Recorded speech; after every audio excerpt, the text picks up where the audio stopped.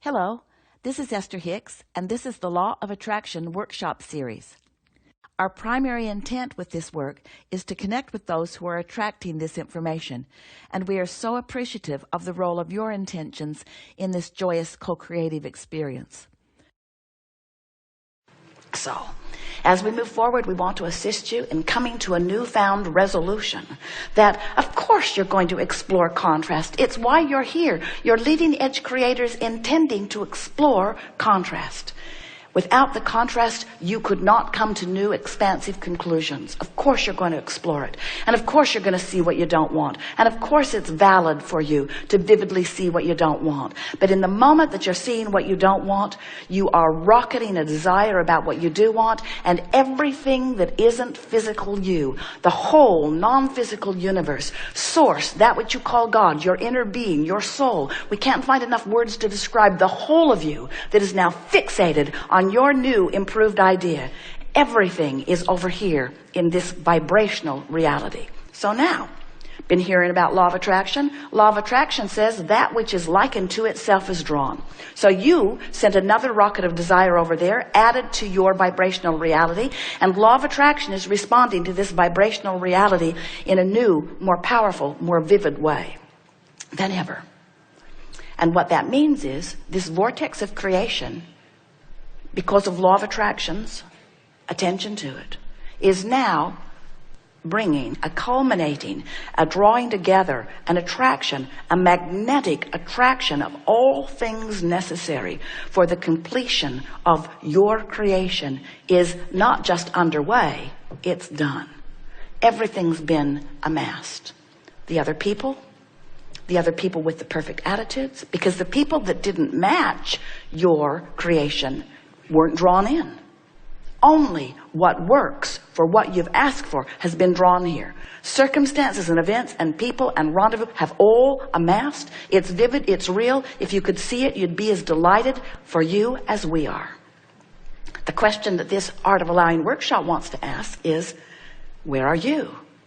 And we want to say, often you're the only component not there. It's all there but you.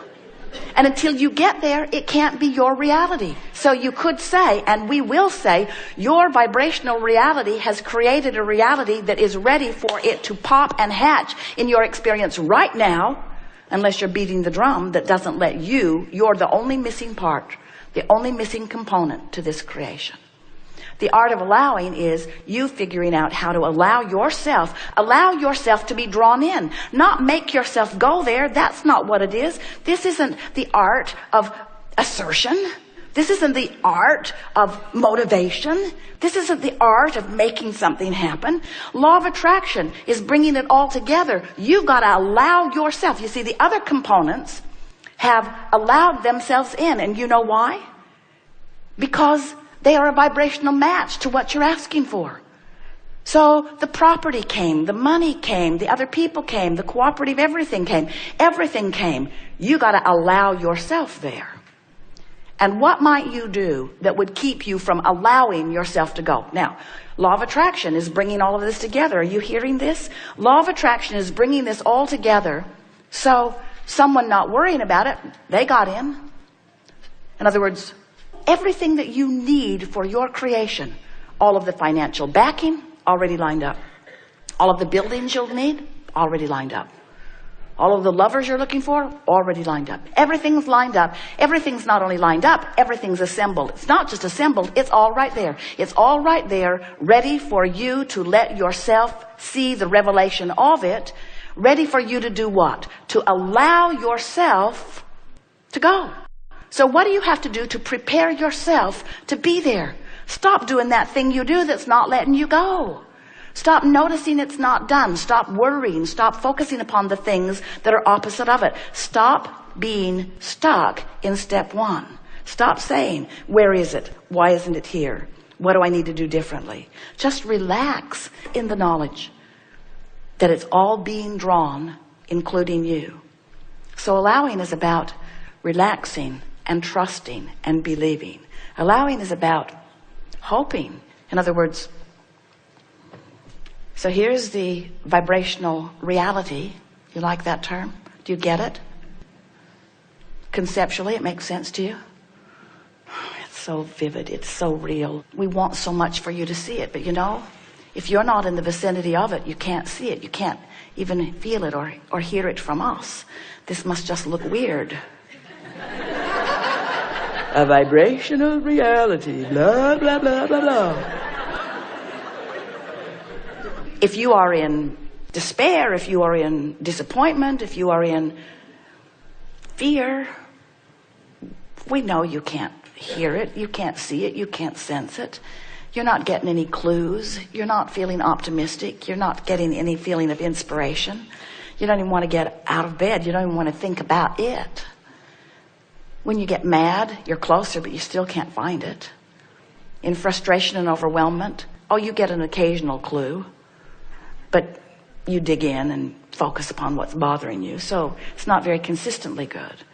If you can get hopeful, when you get into a consistently hopeful attitude about something that you want, now you're within range. And now, occasionally, you'll slip in. You'll slip in and you'll see a piece of it. And the more you see from your hopeful place, then the more you believe. And when you're believing, you're in the vortex. When you're believing, when you're knowing, you are the vortex.